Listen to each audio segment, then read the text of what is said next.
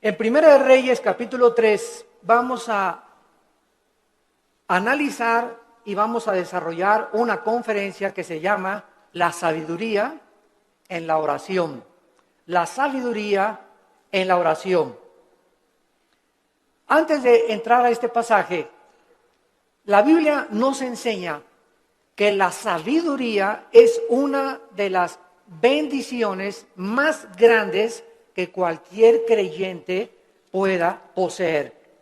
En Proverbios capítulo 3, Proverbios 3 del 13 al 18, escribió Salomón: dichoso el hombre o bienaventurado el hombre que haya la sabiduría.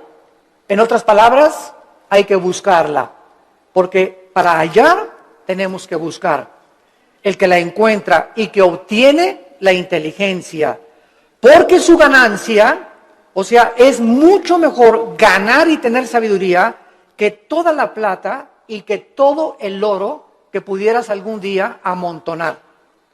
Más preciosa es que las piedras preciosas, y todo lo que puedes desear no se puede comparar con la sabiduría. Largura de días está en su mano derecha, en su izquierda riquezas y honra. Sus caminos son caminos deleitosos, todas sus veredas son paz. Ella es árbol de vida a los que de ella echan mano, y dichosos son los que la retienen. Siendo que la sabiduría es tan importante que el dinero, una vez yo le pregunté a Dios: oh Dios, ¿por qué dices que es más importante la sabiduría que el dinero? Porque la mayor parte de la gente diría: bueno, yo prefiero 1000 veces tener dinero que sabiduría. Y la respuesta la vamos a encontrar a través del desarrollo de esta conferencia, porque les voy a dar un adelanto. Si tú tienes dinero y no tienes sabiduría, el dinero que tienes lo vas a malgastar. Lo vas a usar en cosas y en vanidades ilusorias que se convierten en una maldición para tu vida. Escúchame muy bien. Personas que tienen dinero y no saben cómo usarlo, el dinero se convierte en una maldición para sus vidas. Pero si tú tienes sabiduría antes de tener dinero, cuando tengas dinero vas a saber cómo usarlo, dónde usarlo y a qué horas usarlo. Entonces, cuando nosotros tenemos sabiduría, antes que tener una carrera, antes que tener dinero, antes que casarnos, comenzamos a tener la capacidad de saber usar lo que Dios nos ha dado. La sabiduría tiene una definición que es la siguiente, a los que la quieran apuntar. La sabiduría se puede definir como la capacidad o la habilidad para poder entender y discernir qué hacer, cómo hacerlo y cuándo hacerlo. Es la capacidad para poder entender y discernir qué hacer, cómo hacerlo y cuándo hacerlo. También podríamos decir que la sabiduría es la capacidad para saber aplicar el conocimiento. El conocimiento nos lo da la Biblia. Y muchos que me escuchan ya saben que dice la Biblia en Efesios 5, maridos, amen a vuestras mujeres. Eso dice la Biblia, ¿verdad? Y todos los varones dicen, amén, amén, amén. Sin embargo, si yo tengo ese conocimiento nada más intelectual, y en mi casa yo no soy una persona caballerosa con mi esposa, una persona que la respeta, una persona que tiene consideraciones con ella, una persona a la cual yo tengo que tratar como un vaso más frágil, si yo no pongo en práctica lo que yo conozco, no puedo tener sabiduría. La sabiduría entra a mi vida cuando practico lo que yo sé.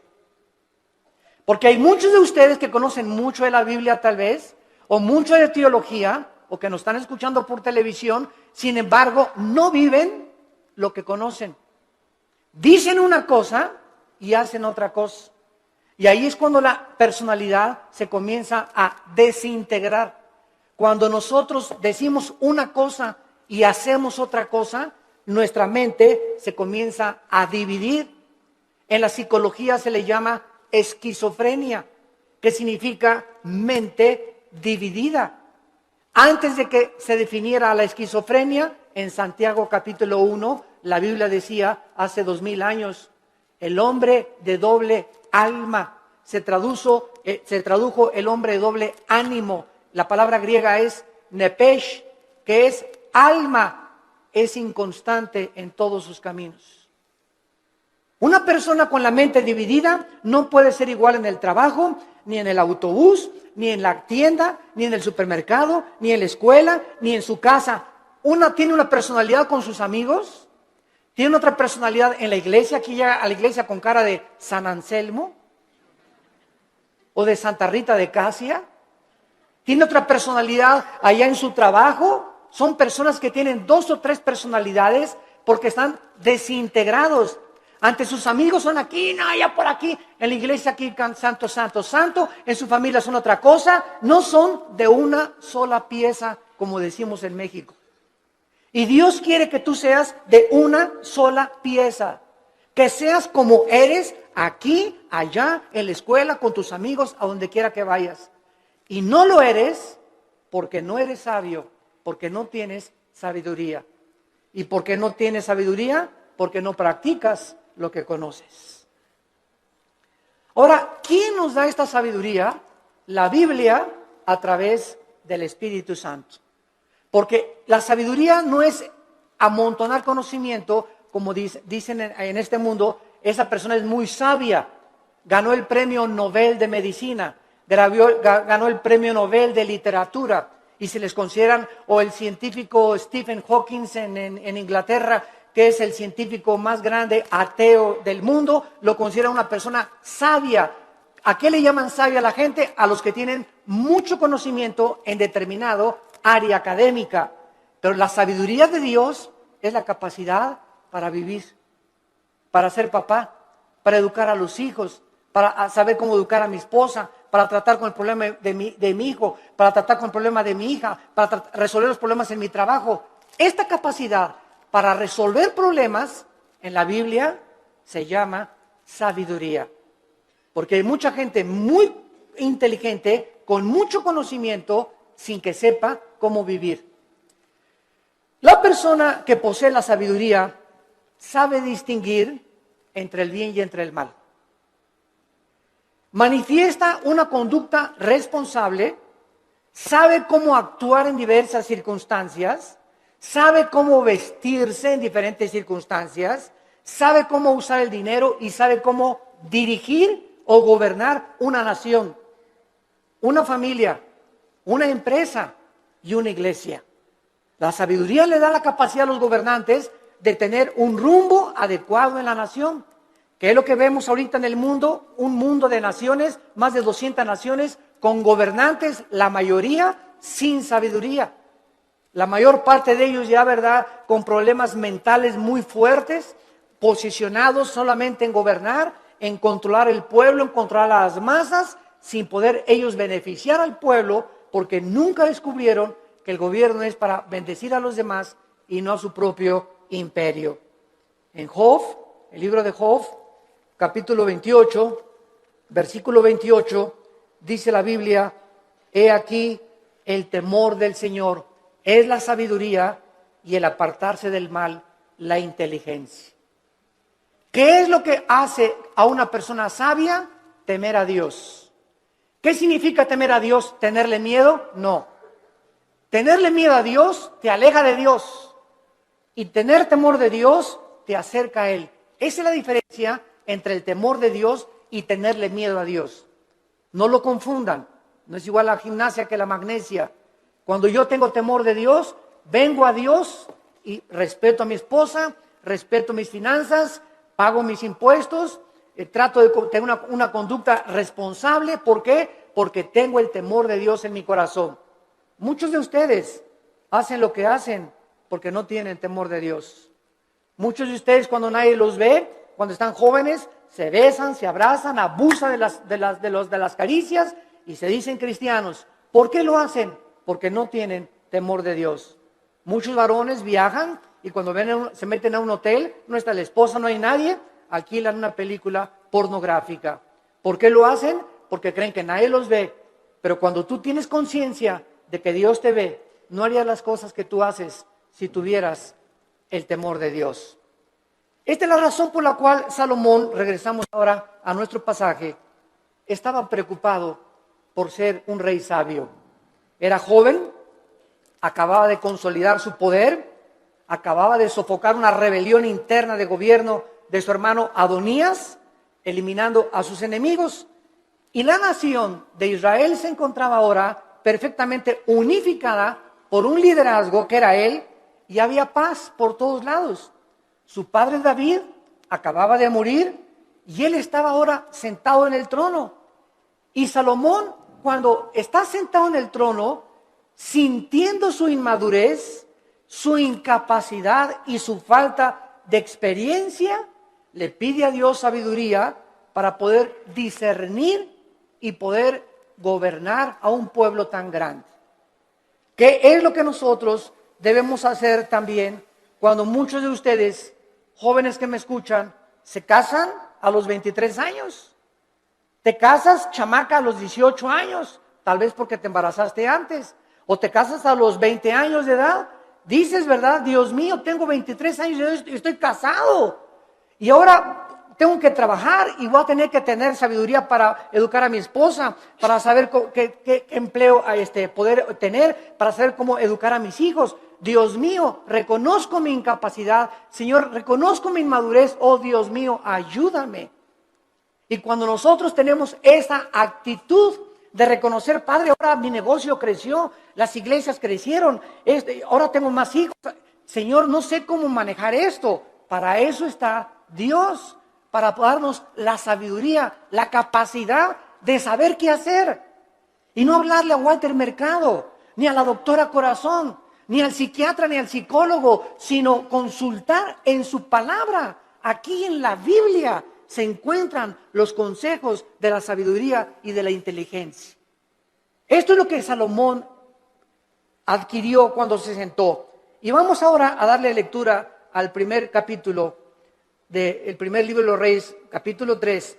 Y vamos a ver en primer lugar algunas cosas que nos comienzan a vislumbrar el corazón de Salomón antes de entrar en el tema principal de la conferencia. Veamos en primer lugar en el versículo 1 el compromiso político y diplomático que Salomón comenzó a ejercer.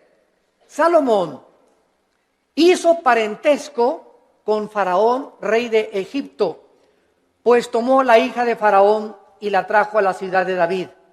Entre tanto que acababa de edificar su casa y la casa de Jehová y los muros de Jerusalén alrededor. Salomón, entrando a su reinado, inmediatamente supo que necesitaba a Egipto, que necesitaba a Siria, que necesitaba a Jordania, que las naciones de alrededor eran importantes para poder tener una buena relación política y diplomática. No quería la guerra. Entonces, Salomón, en aquel tiempo, los países hacían alianzas dando a la hija del rey al hijo del otro rey o al rey mismo. Entonces, los matrimonios en tiempos de Salomón eran por compromiso político. No necesariamente Salomón se enamoró de la hija de Faraón, tal vez ni la conoció, sino simplemente al ser la hija de Faraón de Egipto y casarse con Salomón, rey de Israel, Egipto e Israel hacían una unidad, hacían un compromiso a través del matrimonio. Es lo que significa la palabra hebrea parentesco en el versículo 1. No veo que muchos tengan sus Biblias en esta mañana. Trajeron el Calimán. La palabra parentesco es la palabra chatán en el hebreo. Chatán, que significa compromiso a través de un matrimonio político. Es la palabra que usaban para poder llevar a cabo los matrimonios políticos. Muy bien. Sin embargo, cuando Salomón adquiere el compromiso por política y diplomacia con la hija del faraón, Salomón estaba violando una ley que dice en el libro de Deuteronomio, capítulo 17, versículo 14, Deuteronomio 17, 14, que Dios había dado en el monte Sinaí a Moisés para los gobernantes. Dice Deuteronomio 17, versículo 14, cuando hayas entrado en la tierra que Jehová tu Dios te da, y tomes posesión de ella y la habites, y digas, pondré un rey sobre mí, como todas las naciones que están en mis alrededores, ciertamente pondrás por rey sobre ti al que Jehová Dios escogiere. De entre tus hermanos pondrás rey sobre ti. No pondrás hombre extranjero que no sea tu hermano, pero él no aumentará para sí caballos, ni hará volver al pueblo a Egipto, con el fin de aumentar caballos, porque Jehová los ha dicho, no se vuelvan nunca por este camino. Versículo 17, ni tomará para sí muchas mujeres. Dios siempre estuvo en contra, ¿verdad?, de la poligamia, siempre, siempre. El hecho que Salomón y el hecho que David hayan tenido varias mujeres no implica que era la voluntad de Dios, porque la voluntad de Dios es doble. La voluntad de Dios es permisiva y la voluntad de Dios es directiva.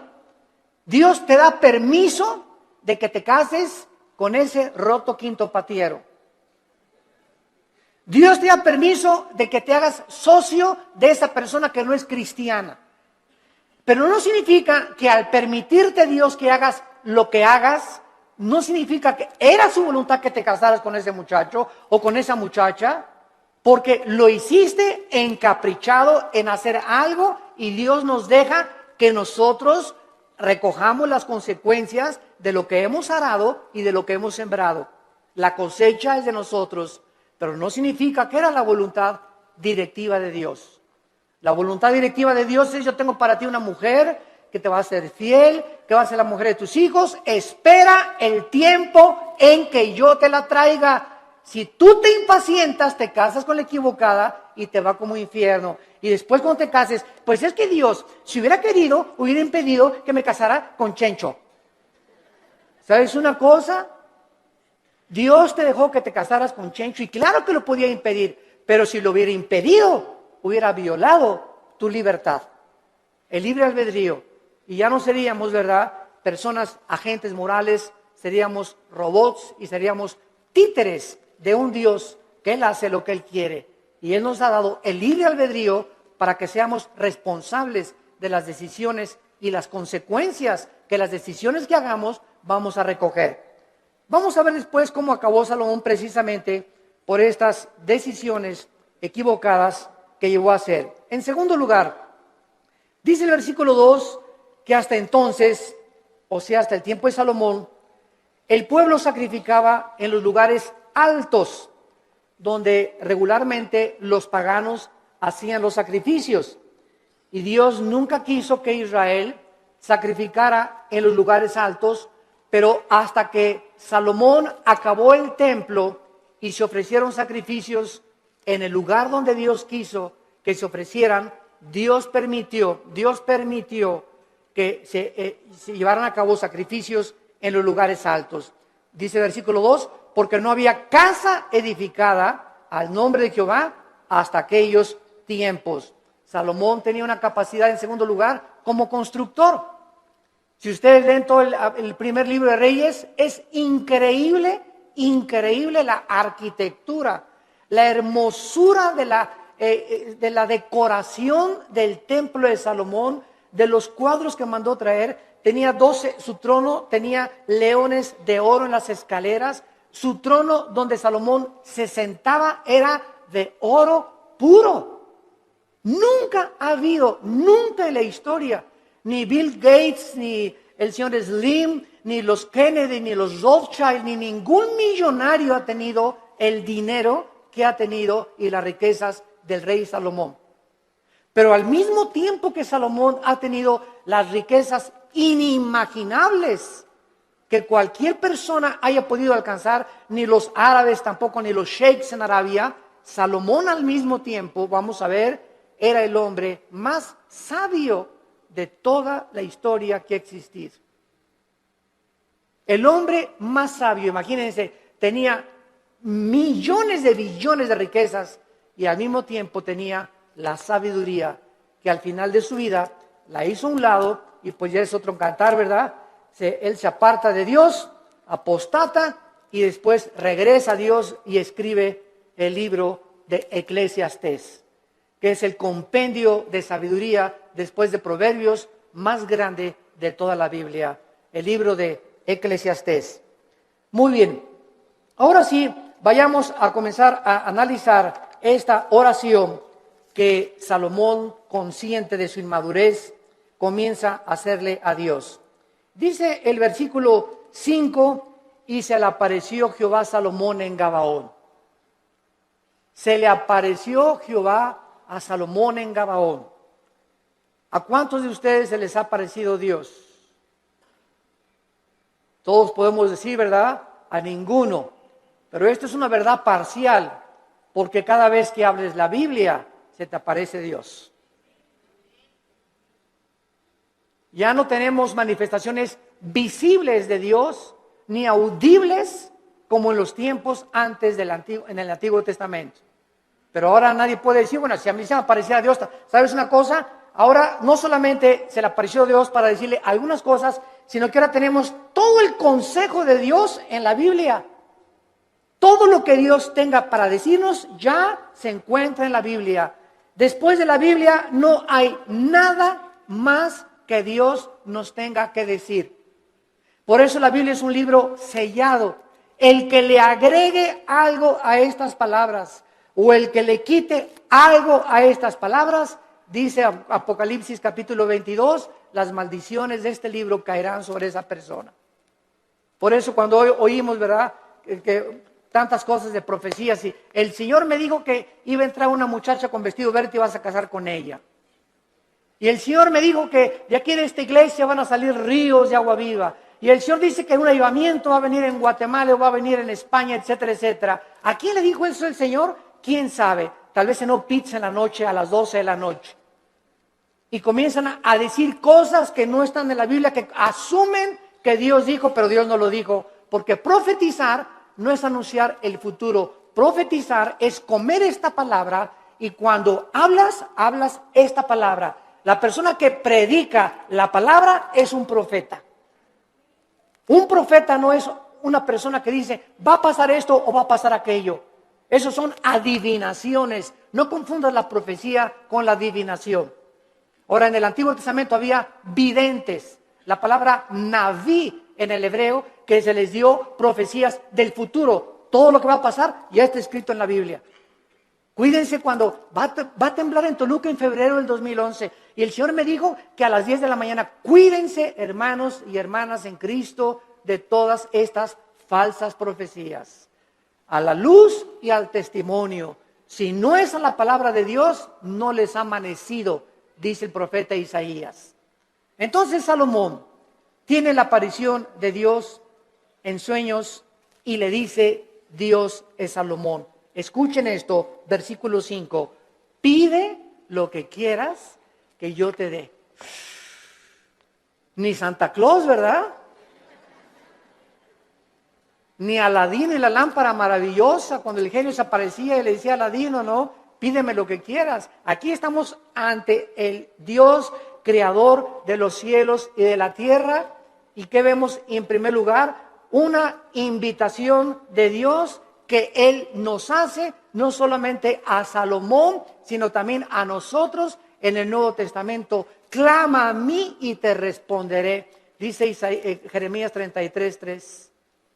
Y te enseñaré cosas grandes y ocultas que tú no conoces. Ahora aquí inmediatamente podríamos asumir, si aparece Dios, pídeme lo que quieras, un Cadillac último modelo, Señor. Una casa allá por allá, una mujer bellísima. Todas estas son las cosas que el mundo pediría cuando no tienen un corazón para Dios. Pero lo que hace Salomón es lo que nos va a enseñar, que Dios se agradó tanto de lo que le pidió Salomón, que Dios se lo dio. Entonces vamos a descubrir en esta mañana que cuando nosotros oramos conforme a la voluntad de Dios, Dios nos concede las peticiones que le hayamos hecho. Esta palabra que Dios usa para pedir, Saal, en el hebreo, se usa 8 veces en este solo capítulo. Y lo primero que vemos es el verdadero incentivo para orar. ¿Qué es lo que nos debe motivar para orar? Que al Dios que le estamos pidiendo es un Dios generoso. Toda buena dádiva y todo don procede del Padre de las luces, Santiago capítulo 1, en el cual no hay sombra ni variación alguna. Y el que tenga falta de sabiduría, Santiago capítulo 1, el que tenga falta de sabiduría, pídasela a Dios que se dará sobreabundantemente. Efesios 3:20, y aquel que es poderoso para hacer todas las cosas mucho más abundantemente de lo que le pedimos o ni siquiera nos imaginamos, según el poder que actúa en nosotros. Esto es muy importante porque mucha gente, yo he conocido que dicen, ay Señor, Señor, por favor, y creen que Dios está por allá lejísimos, ¿verdad? Y te pido, Señor, y gritan y se tiran y se revuelcan en el piso, etcétera, etcétera, y lloran. Y dice Efesios 3:20 que lo que le pedimos a Dios lo responde de acuerdo al poder que está afuera o adentro. ¿Perdón? Según el poder que actúa dentro de nosotros. Entonces, dentro de nosotros está el Espíritu Santo. Yo solo tengo que hincarme en el secreto de mi oración y entrar en comunión con Dios, y Él me está oyendo, Él está dentro de mí, y no tengo que buscar manifestaciones de Dios externas, porque el poder está dentro de mí. Y dentro de mí, si el Espíritu Santo, yo tengo una relación de compañerismo con Él y camino en santidad con Dios, lo que Dios me pone dentro de mí, me lo va a dar. Porque Dios se agrada cuando le pedimos conforme a su voluntad. Aunque nosotros no somos reyes ni gobernantes como Salomón, con el mismo nivel de responsabilidad que tenía Salomón, ¿acaso no es al mismo Dios al que se acercaba Salomón en el Antiguo Testamento en oración? En Primera de Juan capítulo 5, en el Nuevo Testamento, Primera de Juan capítulo 5, versículo 14 y 15, dice la Biblia, y esta es la confianza que tenemos en Él. Cuando comenzamos a orar, si no hay esa confianza en ti, no ores. Porque el que se acerca a Dios es necesario que crea que Dios existe. Esta es la confianza que tenemos en Él, que si pedimos alguna cosa conforme a su voluntad, conforme a lo que Dios quiere para nuestra vida, Él nos oye. Si yo tengo un niño de 10 años y me dice, papá, cómprame un BMW, ¿se lo voy a comprar? Ay, papá, no me quieres porque no me compras un reloj Rolex de oro. Chamaco de 15 años, pirruris. ¿Por qué no se lo doy? Porque no es que yo no ame a mi hijo, claro que lo amo a mi hijo. Pero no se lo doy porque no puede él todavía llevar tantas alhajas en su cuerpo, ni tener un coche último modelo a los 15 años, porque le hago un mal más que un bien. Ahora, si él comienza a conocer, si mi hijo tuviera la sabiduría a los 10 o 15 años de conocer que él no tiene la madurez para poder usar las cosas que él quisiera, no me pediría eso. Entonces me diría, papá, dame un reloj conforme a lo que tú crees que debo de usar. Dame un coche, conforme el coche que tú quieras, dámelo. Ya no le pediría un Cadillac, sino, Señor, lo que tú me quieras dar. Entonces, es importante que nosotros sepamos cuál es la voluntad de Dios para nuestras vidas. ¿Y cómo la puedes saber? Leyendo la Biblia. ¿La lees diario? ¿La memorizas diario? Este año, si te pasara aquí al frente, a ver, pásala aquí, Pancholín. ¿Cuántos versículos ahorita, dinos de memoria a toda la iglesia, o cuántos capítulos de la Biblia memorizaste en el año 2010? ¿Te sabes el Salmo 23 de Perdis? ¿Te sabes de Perdis el Salmo 91? ¿O nada más sabes Juan 3:16? De tal manera amó Dios al mundo que dio su Hijo unigénito. ¿Cuántos versículos memorizas a la semana? Si tú no memorizas la palabra de Dios no la puedes guardar en tu mente. Si no la guardas, no la puedes meditar. No puedes pensar en ella, murmurarla, reflexionar en ella, ponderar en ella, porque necesitamos memorizarla, masticarla, asimilarla y guardarla en nuestro corazón. Y ahí se queda, y largura de días y años de vida y paz te aumentarán, y la sabiduría comenzará a manifestarse en tu vida. Hermanos, el cristianismo no es venir aquí solamente el domingo, de 9:30 a 11 de la mañana, o de 12 a 3 o al servicio a la iglesia que tú vayas. El cristianismo es creer lo que Dios dice.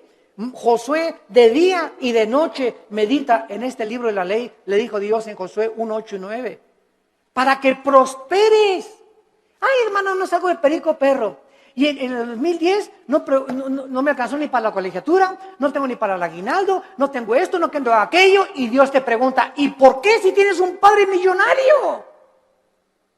Es como el que estaba sentado ahí en la banqueta sin zapatos y con un taquito y nada más así. Y llega una persona, ¿y quién eres tú? Soy hijo del rey de Inglaterra. ¿Y por qué estás ahí sentado en la banqueta? Y traía el muchacho una chequera aquí. Pues porque no creo que mi papá me vaya a lo que me tenga. Mira, la chequera la tienes en blanco y tu papá te dio la chequera en blanco para que pongas la cantidad de los cheques que tú quieras. No tienes por qué estar como un limosnero pidiendo en la calle. Y la chequera es la Biblia. Tenemos la chequera de Dios para que la guardemos aquí en nuestro corazón y no andemos ahí mendigando ni causando lástimas. Tenemos un Padre que nos quiere dar todo, pero ¿por qué no nos los da? Porque le pedimos conforme a nuestros gustos. Le pedimos cuando lo necesitamos, cuando tenemos una tragedia, cuando viene un problema moral, cuando nos enfermamos, cuando estamos en el hospital. Señor, ayúdame. Señor, te pido, mi hija se fue de mi casa. Ayúdame con este negocio y ya no tengo dinero y no me alcanza. Pero los días anteriores, los meses anteriores, ¿has tenido compañerismo con Él? ¿Lo has amado con todo tu corazón? ¿Eres santo? ¿Amas a tu esposa? ¿Bendices a tus hijos? ¿Les enseñas la palabra de Dios a tus hijos? ¿Eres honesto en tus negocios? Entonces Dios no puede darte, porque el que es infiel en lo poco, en lo mucho lo es. Si Dios te bendijera y te diera y te ayudara, te echaría a perder, porque no tienes la sabiduría para vivir y tener lo que Dios te quisiera dar. Reflexionen y mediten en esto profundamente, santos de Dios. A continuación, dice el versículo del 6 al 8, no solamente que tenemos el incentivo para orar, la generosidad de Dios. Ahora veamos el fundamento de la oración, la seguridad de que Dios nos va a oír. Dice el versículo 6 y 7, Primera de Reyes capítulo 3, si Salomón dijo, dame un Cadillac, hazme millonario, dame $1,000,000 y le doy $500,000 de ofrenda a la iglesia. Es la oración de casi todos los cristianos. Bendíceme, Señor, si me das 5 millones de pesos, te prometo que le doy 3 millones de pesos a la iglesia.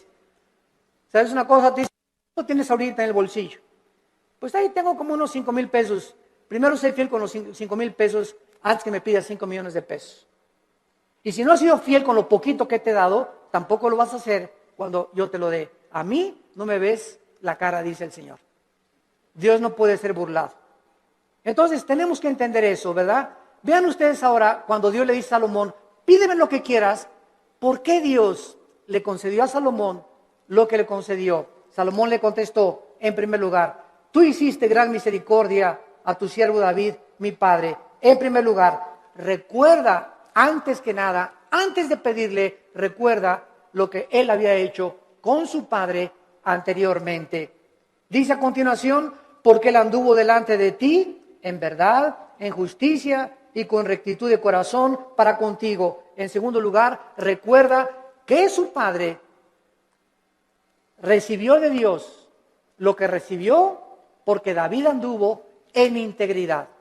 ¿Qué es integridad? Hacer lo que nosotros decimos. Vivir lo que nosotros predicamos. Si tú predicas una cosa y vives otra cosa, no eres una persona integral, íntegro. Te estás desmoronando, te estás desintegrando, tu mente se está dividiendo y se puede dividir en 2 partes, en 3 partes, hasta en 4 partes. Y después los psicólogos entran y dicen, desórdenes múltiples de la personalidad humana. Personas que tienen hasta 5 personalidades y que se consideran como psicópatas, que ya tienen que ser internados en un hospital para enfermos mentales, que nunca su problema fue el problema mental, su problema fue que nunca resolvieron sus pecados pasados. No quisieron oír la voz de Dios en sus corazones. En tercer lugar, dice David, y tú le has reservado esta tu gran misericordia en que le diste hijo que se sentase en su trono como sucede en este día. Salomón, antes de pedirle nada a Dios, recuerda que el hecho de que él esté sentado donde él está sentado como rey, no es porque él lo mereciera. Era inmaduro, no había hecho nada para Dios, estaba construyendo apenas el templo, sino que Salomón dice, yo estoy como estoy y yo estoy como rey de Israel porque tú hiciste un pacto con mi papá. Y por la misericordia que le tuviste a mi papá, yo estoy sentado aquí. Yo no merezco estar sentado aquí. Lo estoy por causa de la misericordia que tú tuviste para con mi padre. Y esto es algo muy importante porque muchos de ustedes están donde están por las oraciones de tu mamá, por las oraciones de tu padre, tal vez las oraciones de tu abuelo que tú no llegaste a conocer. Pero Dios nos ha prometido, la generación de los justos será bendita. La generación de los justos será bendita y sus hijos heredarán la tierra. Salmo 112, 1 y 2. ¿Qué significa esto? Que aunque tengamos nosotros todavía hijos que vemos que no vienen al camino, yo conozco muchos grandes hombres de Dios, muchos misioneros que murieron y sus hijos no eran cristianos y se salvaron después de que se murieron los papás. Pero Dios cumplió su palabra. Entonces, el hecho que muramos y no alcancemos a ver a muchos de nosotros, a todos nuestros hijos salvos, no implica que Dios no va a cumplir su palabra. Dios va a cumplir su palabra. Y nuestros hijos son benditos. Y aunque ahorita pertenezcan muchos al diablo, Dios los va a arrebatar de sus garras. ¿Y sabes por qué? Por la misericordia que Él tiene con nosotros, sus padres, que caminamos con Él. Pero si tú no eres un padre que caminas con Dios, si tú no eres un padre fiel con Dios, si tú no caminas en santidad, estas promesas no pueden tener cumplimiento. La misericordia de Dios es sobre los que le temen y sobre de ellos hará conocer sus pactos. Y vemos enseguida cuando le dice Dios, cuando le dice Salomón en el versículo 6, finalmente, tú le has reservado esta misericordia en la que le diste hijo que se sentase en su trono, como sucede en este día. Vemos la fidelidad de Dios de una forma maravillosa. Y dice la Biblia en el versículo 7, ahora pues Jehová Dios mío, o sea, habiendo reconocido Salomón la misericordia que Dios tuvo para con su padre y el hecho que él esté donde está, que lo hacía indigno, tú me has puesto a mí, tu siervo, por rey en lugar de a mi padre, y yo soy joven y no sé cómo entrar ni salir, y tu siervo está en medio de tu pueblo, al cual tú escogiste, un pueblo grande que no se puede contar ni tampoco enumerar. Salomón finalmente comienza a orar porque al recordar la misericordia con su padre, sabe que lo que Dios dice lo cumple. ¿Qué hace que nosotros oremos? La fidelidad de Dios. Dice en Efesios 3:20, y aquel que es poderoso para hacer las cosas mucho más abundantemente. Tú le pides a Dios algo, lo que Él te va a contestar es mucho más allá de lo que tú te imaginaste que te iba a contestar. Yo recuerdo, les conté hace algún tiempo, en 1977-78, yo comencé a entrar al ministerio de tiempo completo. Yo trabajaba en un hotel en Acapulco, el hotel que es ahora el Emporio, creo, el Continental, estaba de gerente general del hotel. Y cuando entro en el 77-78, me fui de misionero con unos misioneros norteamericanos, nos llevaron a la Sierra de Guerrero con la frontera con Oaxaca, Coajimalpa, la Costa Chica, la Costa Grande. Todo eso anduve 3 años de misionero.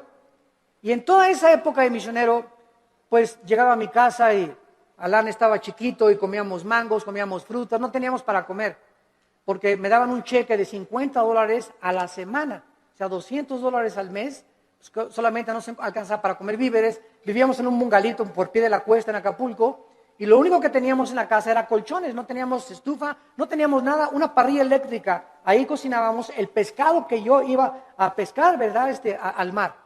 Entonces, durante todo ese tiempo, Dios me mostró su fidelidad. Nunca nos faltó pescado, nunca nos faltaron mangos en los árboles, ni tampoco manzanas, y peces. Aventaba el anzuelo y a las 2 o 3 horas agarraba 3 o 4 huachinangos y grandes peces, y comíamos ostras, y comíamos las cucarachas que se pegaban en las piedras. Me bajaba a bucear y las raspábamos así con limoncito, ¿verdad? Ricas así, y eso es lo que comíamos por 3 años. Hasta 1985 pasaron 8 o 9 años de mi ministerio, cuando por primera vez compramos un refrigerador.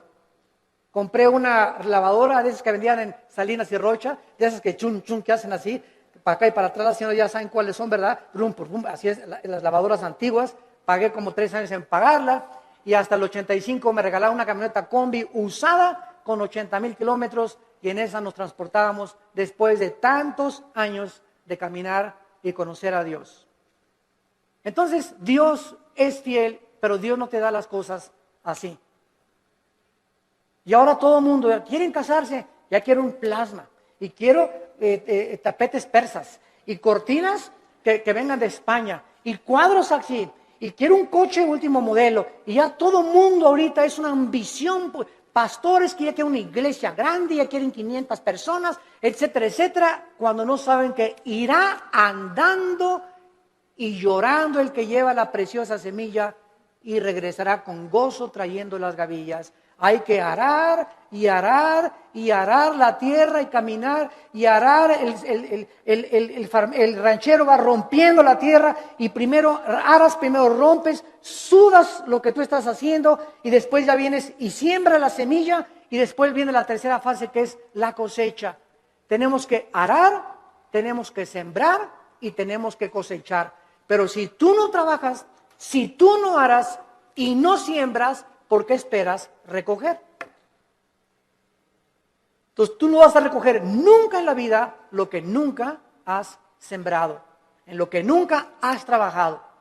¿Quiénes son los que poblan las cárceles? Almoloya, el reclusorio, personas que creyeron que sin trabajar, sino quitándole el dinero o vendiendo algo rápido, droga, podían obtener ganancias inmediatas, y tarde o temprano acaban en esas cárceles. Porque la Biblia dice, ganarás el pan con el sudor de tu frente. Y todo lo que es fácil y lo que es barato no tiene la bendición de Dios. Dinero mal habido será maldecido. Es una ley inexorable espiritual. Salomón, pues, comienza a decirle a Dios: yo soy joven, no sé cómo levantarme, no sé cómo gobernar, no tengo la madurez, y quiero, por favor, Señor, versículo 7, que me des a mí, versículo 8, la capacidad para poder gobernar. Cuando Dios le dijo a Salomón, pídeme lo que quieras, Dios estaba probando el corazón de Salomón. Y cuando venimos en oración y le pedimos a Dios, de la abundancia de las palabras, de la abundancia del corazón, habla la boca. Lo que tú le pides a Dios denota y manifiesta lo que realmente quieres en tu corazón. Y vamos a ver el gran secreto de por qué Dios le contestó esta oración. En el versículo 7 y 8, Salomón reconoce que él no tiene la capacidad de gobernar un pueblo tan grande, ni numerarlo por tanta y grande multitud. Su principal capacidad de la cual él comienza a reconocer es que él necesitaba una cosa importante. Versículo 9, dale, es lo primero que Salomón le pide, dame un corazón entendido. Por favor, La palabra entendido es shama, que significa oír o escuchar. Vamos a ver, vamos por orden, esto es muy importante, síganme con cuidado. Dame un corazón que sepa escuchar a la gente. Es lo que significa entendido. Shama viene de la palabra hebrea Shema. Cuando dicen Deuteronomio 6, Shema Yisrael Adonai Elohim Adonai Echad, se tradujo, oye Israel, Jehová tu Dios, uno es. Shema, oye, Shama aquí es escuchar. Dame un corazón Shama, que sepa escuchar. Ahora, dice el versículo 9, que sepa escuchar para juzgar a tu pueblo y para discernir entre lo bueno y lo malo. Vean ustedes con cuidado lo que Salomón está pidiéndole a Dios. Señor, permíteme presentarme ante tu pueblo, supongamos que ustedes son el pueblo de Dios, y un gobernante necesita oír, un pastor necesita, para dar consejería, oír, pero cuando nosotros oímos, y muchas veces lo que los gobernantes oyen del pueblo, no siempre es la verdad, ¿correcto?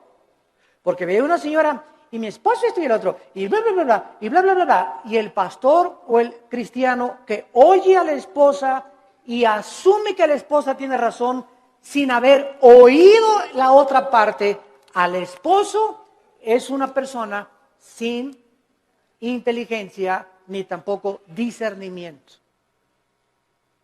Entonces, no creas todo lo que la gente te dice. Y ya supiste que fulano y tal, bla, bla, bla, bla, bla, bla, bla, bla. Y ya supiste que fulanita la vio la noche y bla, bla, bla, bla. Y ya viste lo que se dijo ese pastor que bla, bla, bla, bla, bla, bla. Ten mucho cuidado cuando tú oigas y asumas que lo que te están diciendo es verdad. Entonces, ¿qué necesitamos para saber si lo que nos están diciendo es verdad o no es verdad? Necesitamos discernimiento. Y el discernimiento es una capacidad que el Espíritu Santo da para poder distinguir entre el bien y entre el mal, entre la mentira y la falsedad, entre lo que es real y lo que no es real. Y esta capacidad no la da ningún libro, ninguna escuela, ningún seminario, la da Dios. A los que han aprendido antes escucharlo a Él. Cuando tú vienes a la Biblia, ¿a quién estás oyendo? A Dios. Y tu contacto con la Biblia es diario, la lees y la memorizas y la guardas y la lees en la mañana y antes de acostarte y estás en contacto con la Biblia. Entonces, al estar oyendo a Dios, automáticamente el Espíritu Santo, la palabra de Dios la convierte en discernimiento. Y tú comienzas a manifestar una capacidad en la vida para que cuando estés escuchando algo tengas el juicio adecuado para juzgar. Hasta nuestros hijos. Llega Pepito, papito, que son mustios los chamacos, ¿verdad? Pegó, y no es cierto que le pegó, sino que él viene así porque él le pegó al otro. Pero son expertos los niños en venir en culpar al otro hermanito antes de que sepan que él fue el culpable y le peguen a él. Entonces viene corriendo y cuando el papá ya sabe, espérame, ya te conozco, mijito, ¿verdad? Ya sé, ¿verdad? Y le hablas al otro hermanito y ya sabes que lo que te quiere es chantajear. Entonces comenzamos, no nos inclinamos porque a Pepito lo quiero mucho, mis sentimientos los crucifico. Quiero hacer justicia con mis hijos y que mis hijos sepan que soy parejo con todos. Cuidado con los consentidos, porque esto no es de Dios.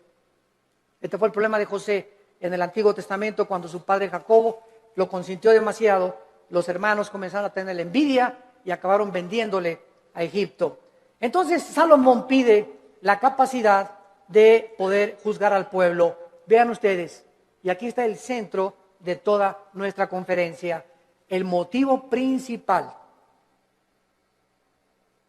por el cual Dios le da a Salomón mucho más, como vamos a ver, de lo que le pidió o de lo que se imaginó, fue porque el motivo de Salomón era el bienestar del pueblo de Dios. Mientras Dios vea que nosotros amamos a su pueblo, mientras Dios vea que tú amas a la gente, que tú amas a tus hermanos en Cristo, porque si no amas a tus hermanos en Cristo, ¿qué vas a acabar amando al vecino? Si entre nosotros no nos amamos, ¿cómo esperamos entonces atrevernos a pedirle algo a Dios?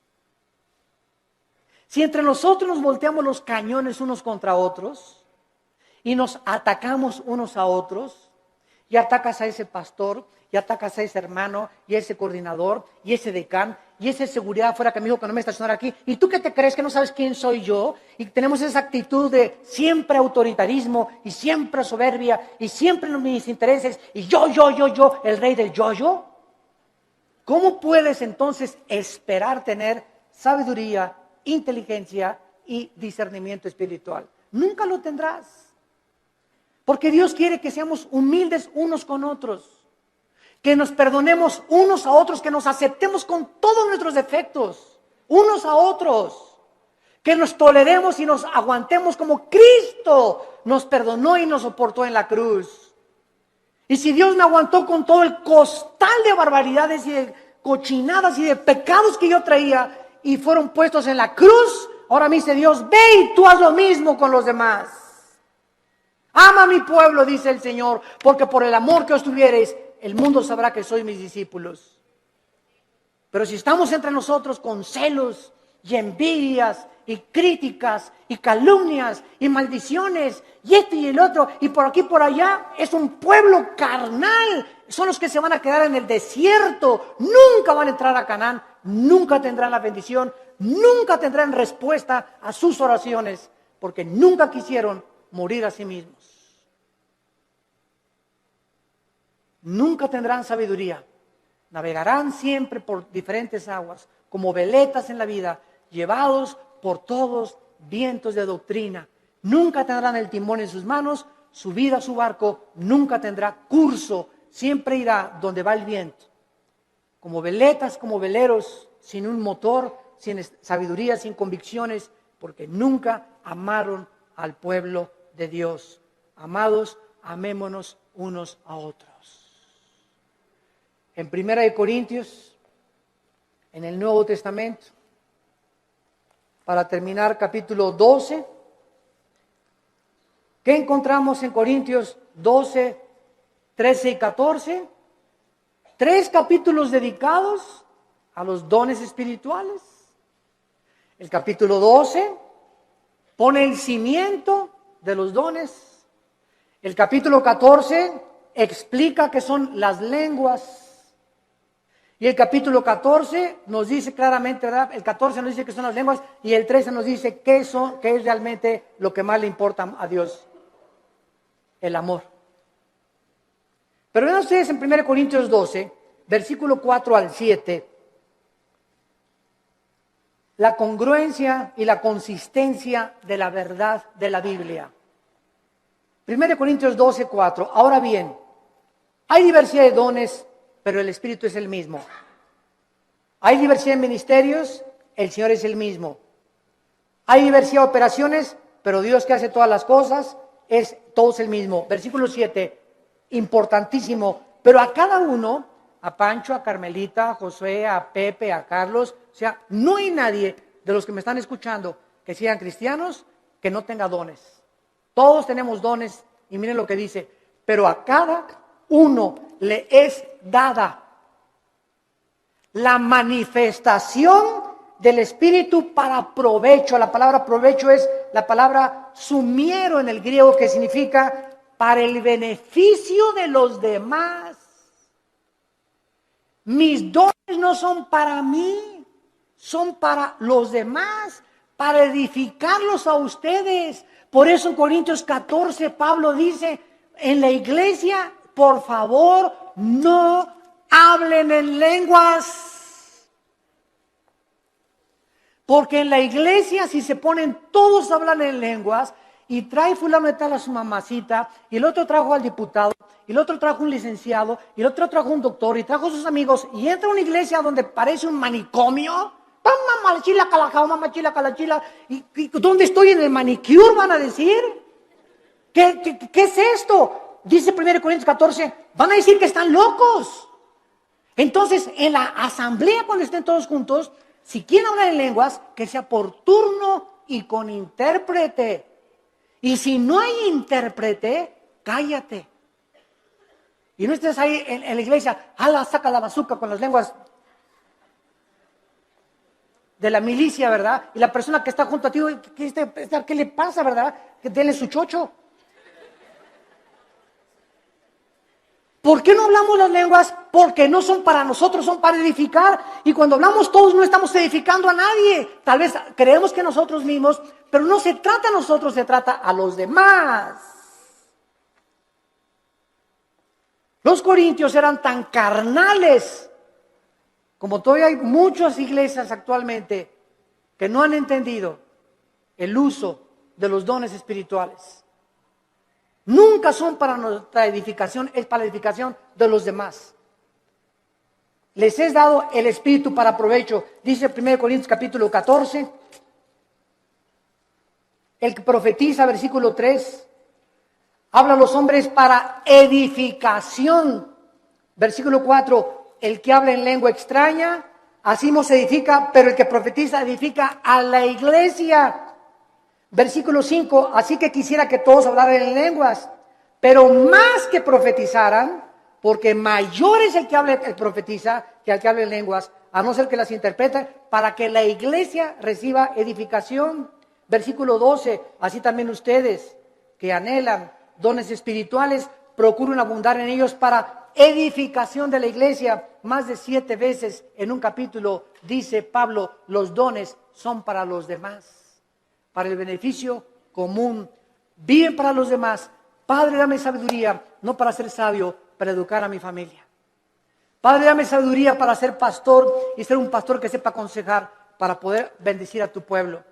Padre, dame propiedades o dame bienes materiales conforme a ti para edificar a tu pueblo. No nos interesa para mí, para edificar a tu pueblo. Cuando nosotros tenemos en el corazón el pueblo de Dios, Dios bendice sobreabundantemente.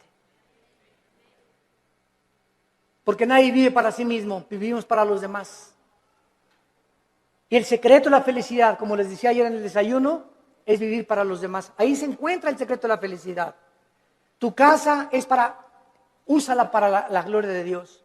Tu coche, úsalo para transportar hermanos, úsalo para el reino de Dios. Tu dinero, úsalo para el reino de Dios. Dios no está en contra que tengas ahorros ni que tengas dinero, pero no ahorres más de lo debido, no seas más avaro, no tengas más propiedades de las debidas, porque te conviertes en persona avariciosa. Estás guardando ya de más y mañana te vas a petatear. Mañana cuelgas los tenis, como dicen los jóvenes. Mañana partimos tal vez a casa y lo que has hecho, ¿para quién se le quedó cuando se pudo usar para la gloria de Dios? Cuando tenemos ya esa visión, Dios nos comienza a derramar abundantemente todas aquellas cosas que Él anhela, porque Él busca instrumentos a través de los cuales Él pueda canalizar su gracia y sus bendiciones para los demás. Abraham, desde el principio de la Biblia, Abraham, te voy a bendecir para que tú seas bendición a las naciones. Todo lo que Dios nos da no es para echarle aquí y aquí y aquí. Dios me da para darlo. Dios me da para darlo. Si Dios me da y lo sigo guardando y no lo saco, me va a romper las bolsas y lo que tengo no lo voy a aprovechar. Y entonces el diablo viene, como dice Malaquías 3, el devorador, y se lleva aquello que le pertenecía a Dios. Nos comienza a robar lo que le pertenecía a Dios, porque no hemos entendido que la sabiduría es para bendecir al pueblo de Dios. Gracias por tu palabra, Señor, en esta mañana. Te damos gracias, Señor, porque eres inmensamente generoso y bueno para con todo tu pueblo. De tal manera nos has amado que diste a tu Hijo. Y si a tu Hijo lo sacrificaste, ¿cómo no nos darás todas las cosas si nosotros te las pedimos?